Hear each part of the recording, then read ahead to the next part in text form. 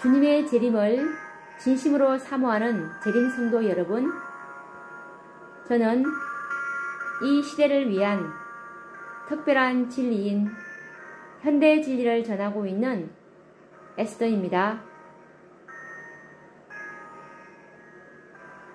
오늘은 구속의 경륜과 14만 4천인이라는 책으로 세 번째 시간을 가지도록 하겠습니다. 오늘의 연구 주제는 인치는 시기입니다. 우리가 지난 시간에 살아계신 하나님의 인에 대해서 잠깐 다루어 보았는데요.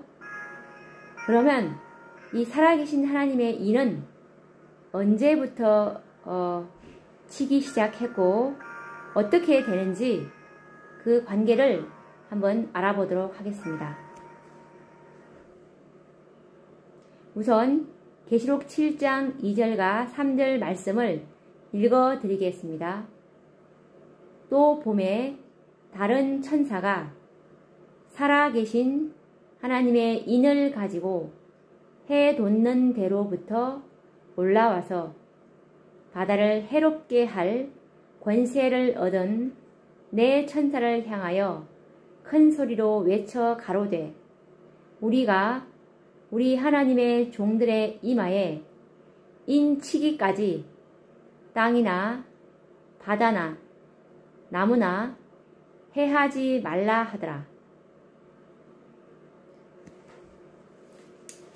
해 돋는 대로부터 올라온 천사가 살아계신 하나님의 인을 치는 사업에는 시기가 있음을 알게 됩니다.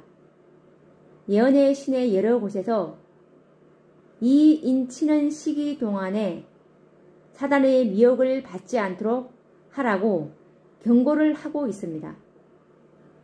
살아계신 하나님의 인을 가지고 해 돋는 대로부터 올라온 천사는 언제부터 이 땅에서 그의 사업을 시작했는지 아는 것은 우리의 특권일 것입니다.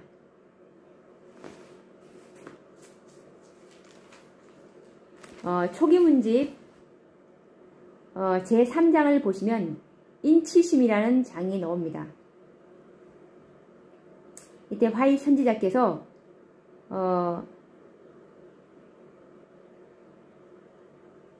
보신 계시인데요.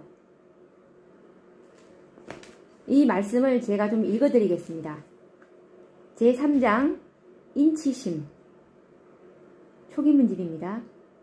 1849년 1월 5일 거룩한 안식일이 시작되는 시간에 코네티컷 주의 로키힐에 있는 벨든 형제의 집에서 그의 가족과 함께 기도하고 있을 때 성령이 우리에게 임하셨다. 나는 계시 중에 지성소로 옮겨졌고 거기서 아랫부분에 방울이 달려있고 석류 무늬로 수놓은 대제사장의 옷을 입으시고 당신의 백성을 위하여 아직도 중보하고 계시는 예수 그리스도를 보았다.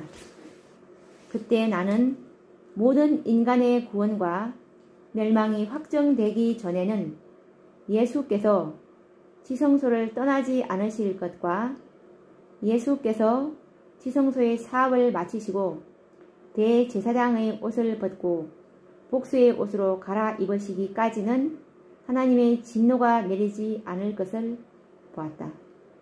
예수께서 하나님과 인간 사이에서 물러나실 것이며 그리하면 하나님께서 더 이상 잠잠하지 아니하시고 당신의 진리를 거역한 자들 위에 부으실 것이다. 나는 열방들이 분노하고 하나님의 진노가 내리고 죽은 자들을 심판할 시기가 분명히 구별되어 있어서 그것들이 차례로 일어나는 것을 보았으며 미가엘이 아직 일어나지 않았으며 지금까지 없었던 그러한 환난의 때가 이르지 않았음을 보았다. 열방들이 지금 분노하고 있으나 우리의 대제사장이 성소에서 그분의 사업을 마치고 일어나서 복수의 옷을 입으실 것인데 그때 비로소 마지막 7 재앙이 부어질 것이다.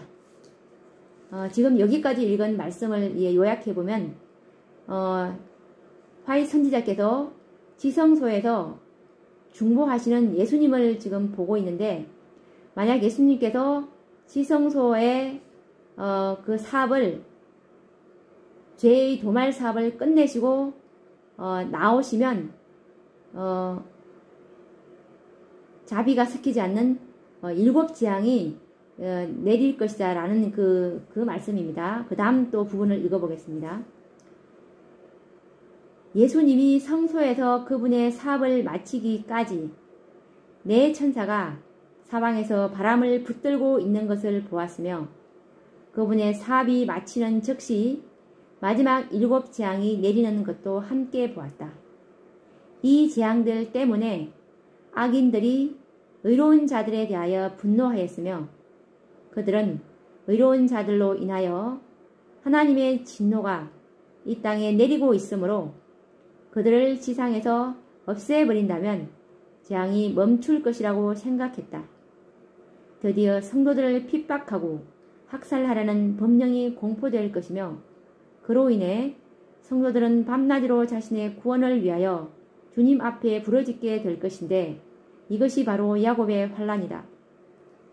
그때 모든 성도는 심한 영적 번민으로 부르짖게 될 것이며 그들은 하나님의 음성으로 구원함을 얻게 된다. 과연 14만 4천 명은 승리해서 그들의 얼굴은 하나님의 영광으로 빛나고 있었다.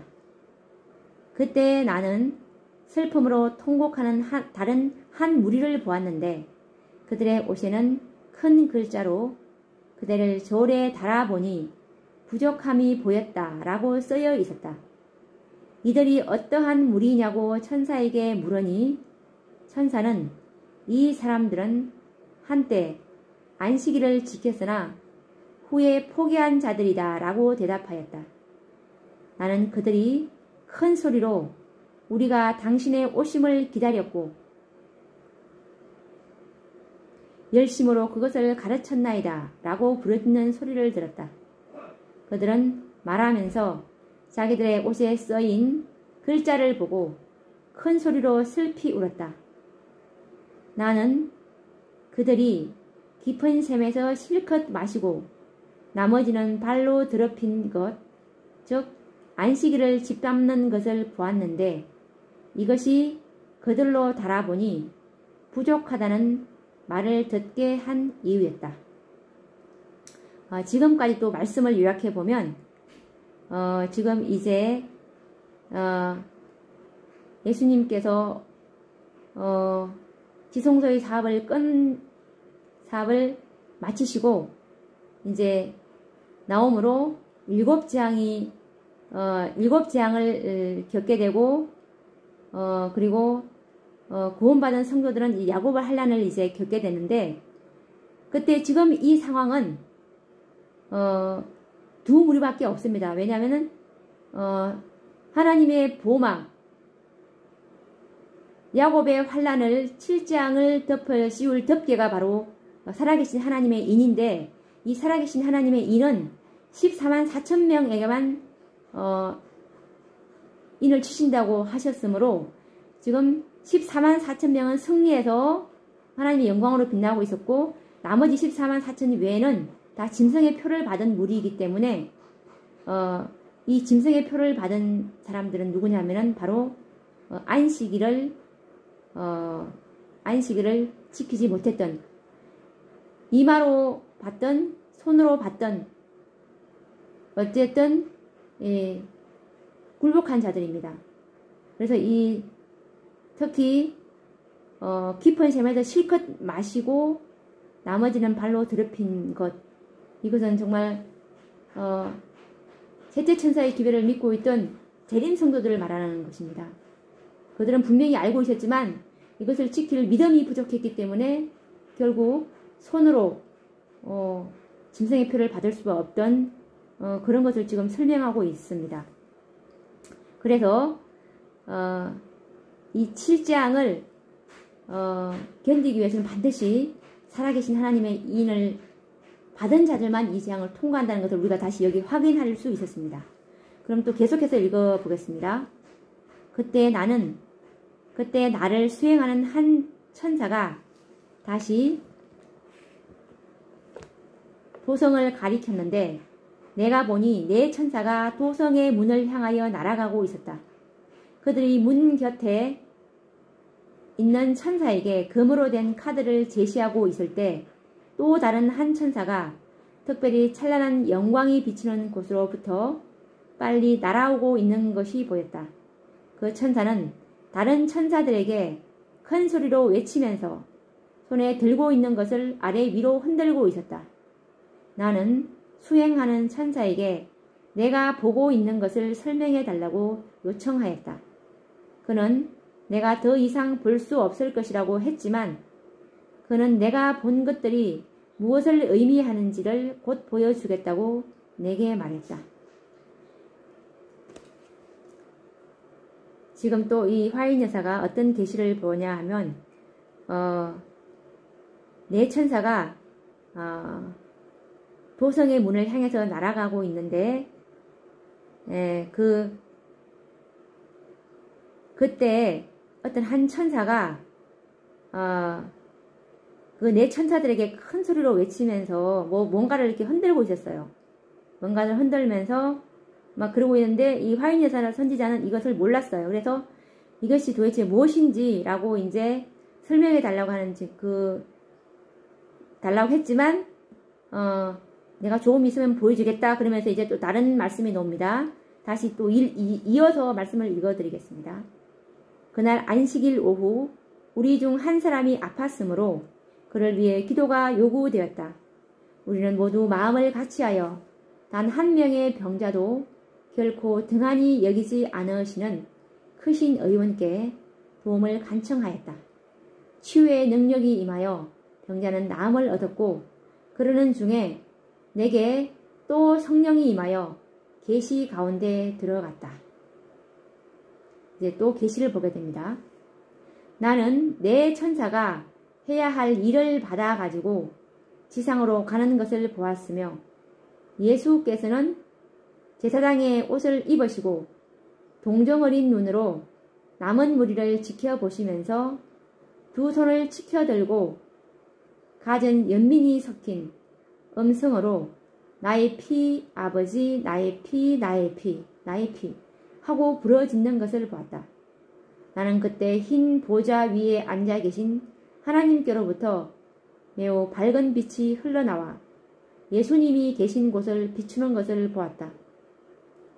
그리고 한 천사가 예수께로부터 명령을 받고 자기 일을 하러 지상으로 가고 있는 네 천사에게로 신속하게 날아가는 것을 보았는데 그는 무엇인가 손에 들고 그것을 위아래로 흔들면서 큰 소리로 하나님의 종들의 이마에 인을 치기까지 붙잡으라 붙잡으라 붙잡으라 라고 외쳤다.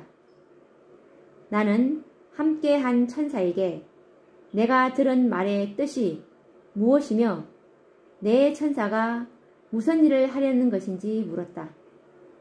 그는 내게 권세들을 통제하시는 분은 바로 하나님이시며 그분께서 천사들에게 지상의 일들을 맡기셨다고 말했다.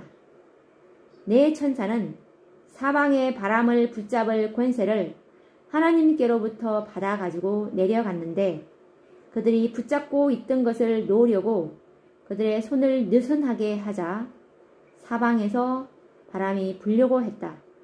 그때 예수께서는 자비로운 눈으로 아직 입맞지 않은 남은 무리를 바라보시며 아버지를 향하여 손을 높이 드시고 당신의 피로써 그들을 위하여 탄원하셨다.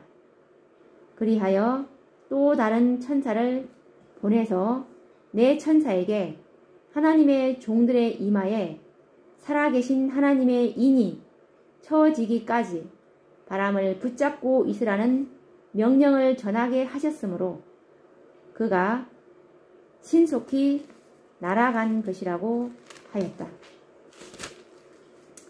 지금 우리가 초기문집 3장 인치심이라는 장을 우리가 읽어봤는데요. 이 말씀을 보면 이미 1849년에 인치는 천사의 사업이 진행 중이었음을 암시하고 있으며 인치는 사업이 중단되지 않도록 바람을 붙잡는 천사들에게 바람을 붙잡아 달라는 호소를 하고 있습니다.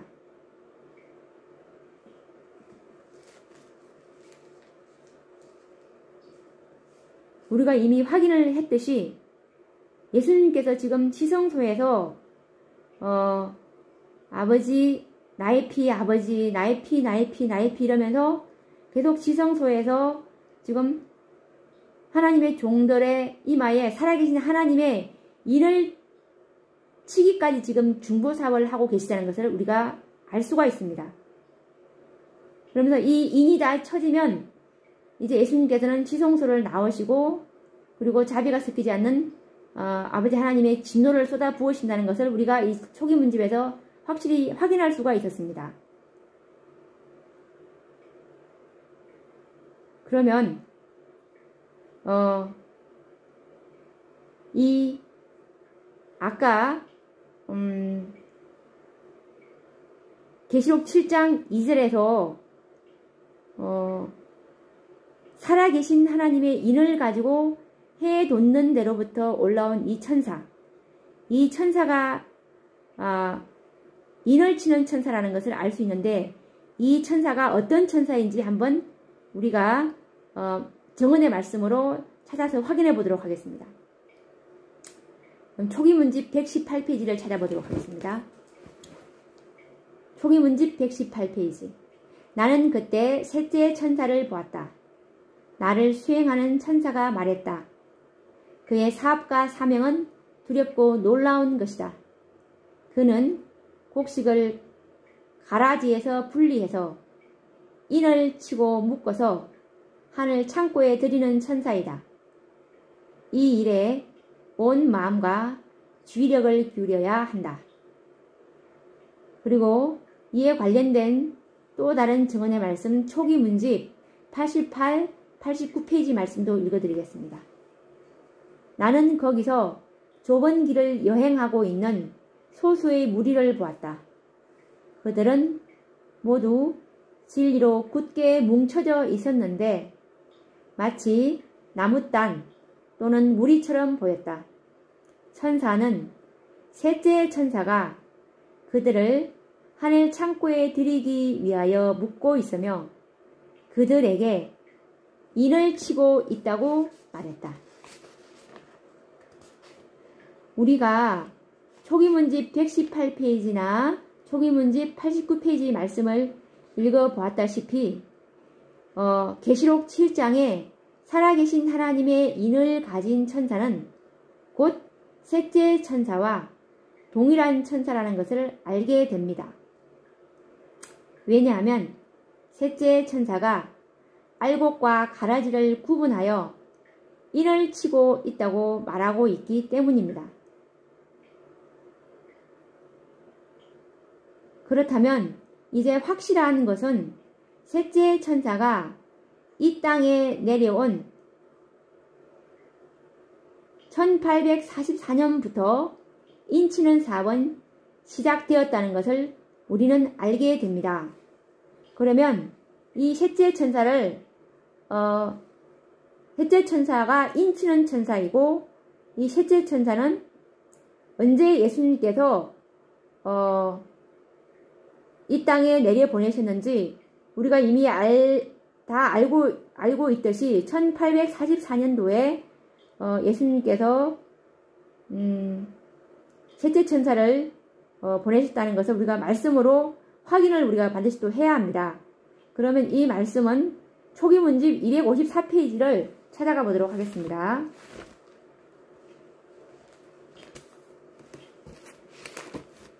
초기문집 254. 예수께서 성소의 봉사를 끝내시고 지성소에 들어가셔서 하나님의 율법이 들어있는 법궤 앞에서 앞에 서 계실 때 세 번째 기별을 가진 힘센 천사를 세상에 보내셨다. 그는 손에 두루마리를 들고 능력과 위엄으로 이 지상에 내려오면서 인간이 아직까지 들어본 적이 없는 가장 두려운 경고를 선포하였다. 그러면 우리가 이제 정리를 해보도록 하겠습니다. 인친원 천사는 셋째 천사인데 이 셋째 천사는 예수님께서 지성소에 들어가셨을 때 보내셨다고 하니 이 인친원 4번 1844년도에 시작되었다는 것을 우리는 확인할 수가 있습니다.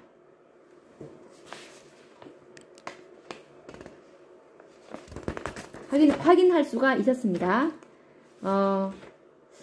오늘은 인친원 시기에 대해서 우리가 성경과 정언의 말씀으로 확인을 해 보았는데요. 많은 사람들이 이 인친원 시기를 잘 알지를 못하고 있는 것 같아요. 지금 추수 때인지 아닌지 이를 지금 잘 모르고 있는 재림 성도님들이 너무나 많습니다. 그래서 인친원 4번 이미 1844년도부터 시작되었고 살아계신 하나님의 인은 예수님께서 14만 4천만 치시겠다고 하는 계획임을 우리가 지금 확인해 오고 있습니다. 그러면 또 이것이 어떻게 되는 것인지 다음 시간에 더 우리가 자세히 연구해 보는 시간을 가지도록 하겠습니다.